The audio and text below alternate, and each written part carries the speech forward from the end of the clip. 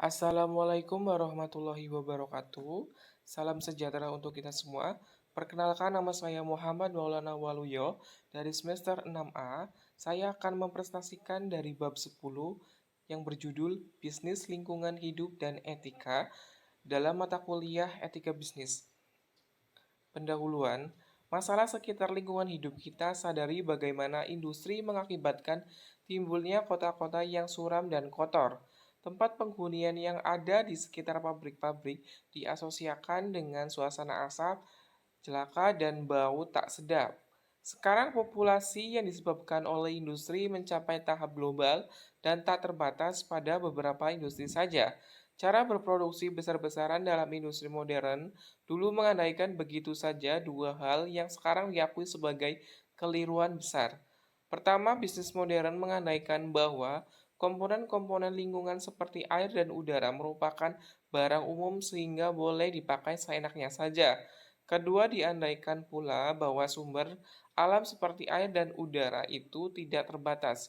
Sebaiknya kita memandang 6 problem masalah lingkungan hidup seperti akumulasi bahan beracun, efek rumah kaca, perusahaan lapisan ozon, hujan asap, deforestasi dan penggurunan, dan yang terakhir keanekaan hayati. Selanjutnya, lingkungan hidup dan ekonomi. Lingkungan hidup sebagai the commons. Sebelumnya kita lihat bahwa bisnis modern mengandaikan begitu saja status lingkungan hidup sebagai ranah umum. Dianggapnya di sini tidak ada pemilik dan tidak ada kepentingan pribadi. Pengandaian ini adalah keliru. Kekeliruan itu dapat kita mengerti dengan lebih baik jika kita membandingkan lingkungan hidup dengan the commons. The commons adalah ladang umum yang dulu dapat ditemukan dalam banyak daerah perdesaan di Eropa dan dimanfaatkan secara bersama-sama oleh semua penduduknya. Seringkali di commons adalah padang rumput yang dipakai oleh semua penduduk kampung tempat pengangonan ternaknya. Di zaman modern dengan bertambahnya penduduk sistem ini tidak bertahan lagi dan ladang umum itu diprivatisasi dengan menjualnya kepada penduduk perorangan. Masalah lingkungan hidup dan masalah kependudukan dapat dibandingkan dengan proses menghilangnya the commons. Jalan keluarnya adalah terletak pada bidang moralnya, yaitu dengan membatasi kebebasan. Solusi ini memang bersifat moral karena pembatasan harus dilaksanakan dengan adil. Pembatasan kebebasan itu merupakan suatu tragedi karena kepentingan pribadi harus dikorbankan kepada kepentingan umum. Tetapi tragedi ini tidak bisa dihindari. Membiarkan kebebasan semua orang justru akan mengakibatkan kehancuran bagi semua.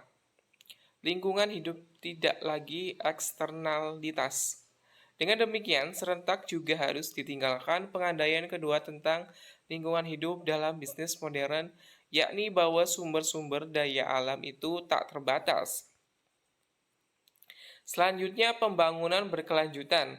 Pembangunan berkelanjutan didefinisikan oleh Komisi Sedunia untuk Lingkungan dan Pembagian sebagai pembangunan yang memenuhi kebutuhan kita sekarang tanpa mengurangi kemampuan generasi akan datang untuk memenuhi kebutuhan mereka.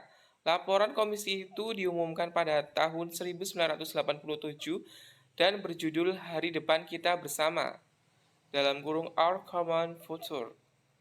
Tujuan pembangunan berkelanjutan bukan hanya berorientasi pada sisi ekonomi saja, tetapi juga memiliki tujuan sosial serta ekologi.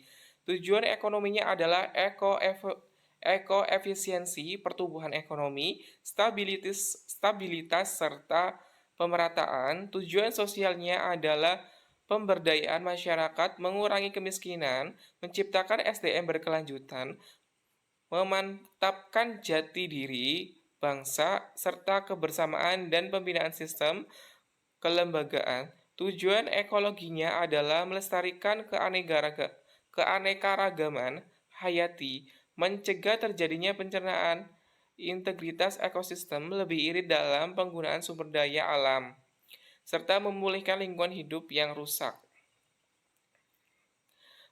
Pembangunan berkelanjutan adalah pembangunan yang bertujuan untuk memenuhi kebutuhan dalam kehidupan saat ini tanpa perlu merusak atau menurunkan kemampuan generasi yang akan datang dalam memenuhi kebutuhan hidupnya.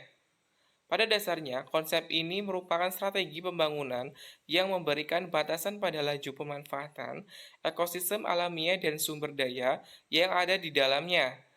Ambang batas ini tidak absolut atau mutlak, tetapi merupakan batas yang luas atau fleksibel yang bergantung pada teknologi dan sosial ekonomi tentang pemanfaatan sumber daya alam, serta kemampuan biosfer dalam menerima akibat yang ditimbulkan dari kegiatan manusia. Secara garis besar, pembangunan berkelanjutan menurut Indrawan et al. Pada tahun 2007 memiliki 4 dimensi, yaitu dimensi ekologis, dimensi sosial ekonomi budaya, dimensi sosial politik, dan dimensi hukum kelembagaan. Dari sisi dimensi ekologis, secara prinsip agar dapat terjaminnya pembangunan berkelanjutan, diperlukan yang pertama keharmonisan spasial atau spatial suitability, yang kedua kapasitas asimilasi, dan yang terakhir pemanfaatan berkelanjutan. Selanjutnya konsep berkelanjutan atau sustainability. Pembangunan konsep ini telah terjadi pola pikir dan pola tindak baru dalam upaya penataan ruang kota saat ini. Kegiatan penataan ruang perkotaan di Indonesia, baik yang menyangkut perencanaan tata ruang, pemanfaatan ruang, maupun pengendalian pemanfaatan ruang, dengan demikian harus mengedepankan pola pikir dan pola tindak. Konsep pembangunan berkelanjutan pada dasarnya mengandung 3 elemen dasar, tidaknya elemen tradisional lingkungan, tetapi juga elemen sosial dan ekonomi dari pembangunan yang harus disertakan. Aspek manusia kemudian menjadi salah satu isu sentral dalam pelaksanaan pembangunan perkotaan. Di lain pihak, secara teknis, konsep pembangunan berkelanjutan dalam penataan ruang perkotaan mencakup hal-hal sebagai berikut. Yang pertama, pemanfaatan sumber daya perkotaan dengan menimbang wilayah yang lebih luas. Yang kedua, pengembangan bentuk dan struktur perkotaan yang hemat energi. Yang ketiga, pemanfaatan lahan perkotaan yang menghindari kawasan peka lingkungan. Dan yang terakhir, yang keempat, penggunaan prosedur analisis mengenai dampak lingkungan atau AMDAL sebagai salah satu dasar dalam penilaian usulan pembangunan kegiatan yang diduga akan memberi dampak penting terhadap lingkungan hidup perkotaan. Hubungan manusia dengan alam. Masalah lingkungan hidup menimbulkan suatu cabang filsafat baru yang berkembang dengan cepat, yaitu filsafat lingkungan hidup. Salah satu ciri khas sikap manusia modern adalah usahanya untuk menguasai dan menaklukkan alam. Alam dipandang sebagai binatang buas yang perlu diizinkan oleh manusia. Tujuan itu dibantu dengan ilmu pengetahuan teknologi. Sekarang perlu disadari bahwa hubungan manusia dengan alam tidak dapat dipisahkan, apalagi bertentangan dengan alam, karena ia termasuk alam itu sendiri seperti setiap makhluk hidup lainnya.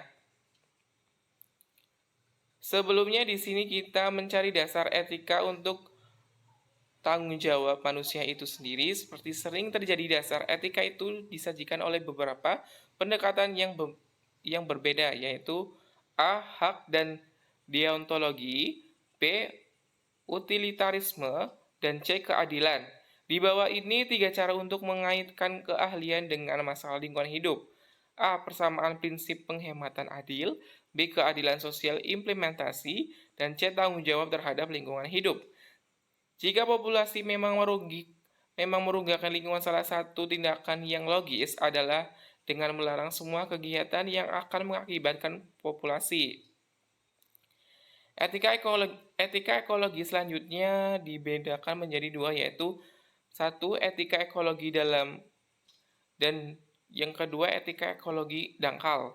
Selain itu, etika lingkungan juga dibedakan lagi sebagai etika pelestarian dan etika pemeliharaan.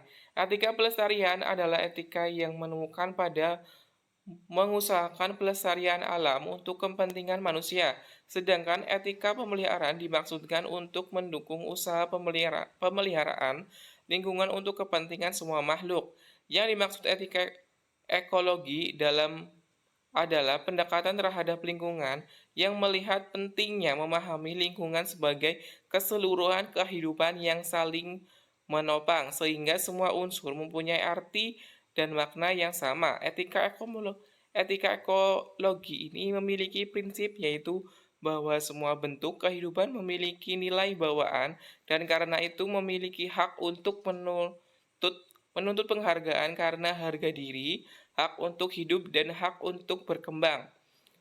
Premisnya adalah bahwa lingkungan moral harus melampaui spesies manusia dengan memasukkan komunitas yang lebih luas. Komunitas yang lebih luas di sini bermaksud adalah komunitas yang menyertakan binatang dan tumbuhan serta alam.